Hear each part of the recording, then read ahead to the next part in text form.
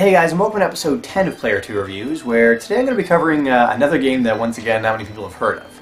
And it's a shame because it's kind of the answer to Strider for the Super Nintendo.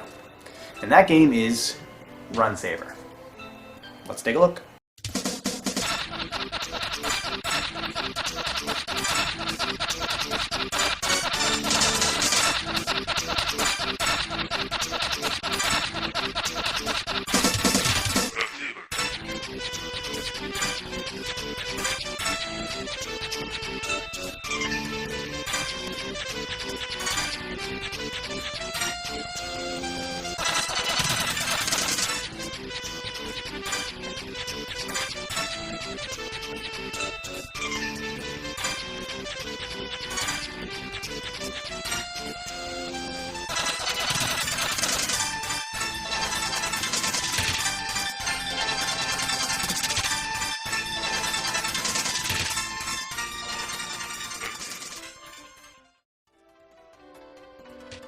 Run Saber is an action platforming game created by a really obscure developer, Hori Electric, but was published by a much more common company, Atlus, who are known for bringing all sorts of gems over from Japan that would otherwise be lost to us, and this one is no exception. The story for Run Saber is pretty dramatic, but not all that uncommon for the 90s, to say the least. It takes place in a polluted future where resources are running low, and humans have resorted to living in colonies out in space.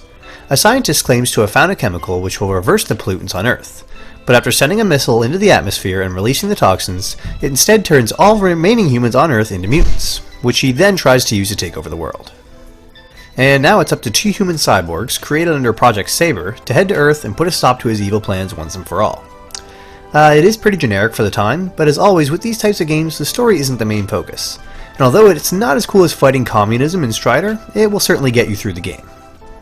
The gameplay is where Run Saber really shines, and it comes equipped with all the fun stuff from Strider, such as tight controls, solid platforming, giant sword slashes, wall sealing and pole climbing, giant over-the-top flips, and of course, the slide.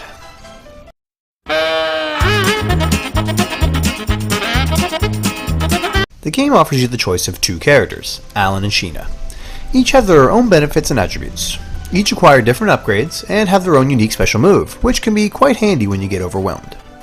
A big difference from Strider, and an excellent improvement, is the ability to play co-op Contra style. And although you have to fight to stay on the screen sometimes, it can be a blast to run through the game with a friend, which alone makes this game stand out over Strider. However, not everything is perfect with Run Saber. Its biggest shortcoming is its length. The game is just too short with just 5 levels, and although the experience is great along the way, it just seems to end a little too suddenly and leaves you wanting more. The next problem is the difficulty. Run Saber isn't exactly a very challenging game, and even turning the difficulty setting up as high as it can go, you won't have that much trouble getting through it once you've completed the game once or twice. So despite these couple of gripes, the game is fun, and varies enough from level to level to keep you entertained without feeling like you've repeated a lot of the same stuff over and over again. You start off with a health meter that allows you to take 3 hits without dying, but you can find power-ups throughout the levels which can add to this, so keep your eyes peeled. Also in the levels you will find an upgrade for your main attack, which increases the size and damage of your saber. This will be very helpful and essential in the higher difficulties to getting through. And the last thing you will want to hunt down are the hyper bombs, which act as your special moves. These red orbs allow the player to perform their move, which varies from one to the other. Alan has a lightning dragon attack, whereas Sheena has an ice spray attack, both of which just clear the screen out essentially. Throughout the game you will also encounter a third Saber, who malfunctioned during creation and has since then become a threat. You will fight him several times throughout the game, which add a little something that wasn't necessary, but welcome nonetheless. The graphics in Run Saber are top-notch for the time. Everything is colored in nicely and every sprite is detailed perfectly, with the exception of a few basic enemies.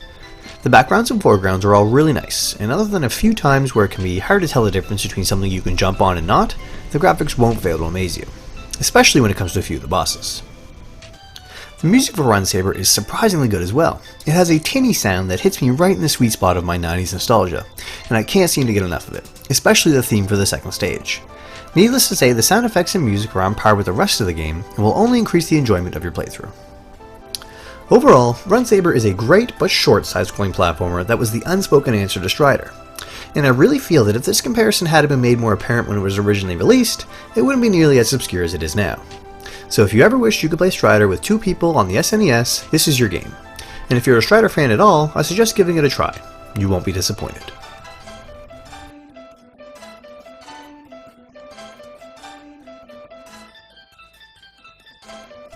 Alright guys, just want to say thanks again to everyone for watching. If you enjoyed the review, please feel free to comment, subscribe, and if you didn't, feel free to mention why below as well.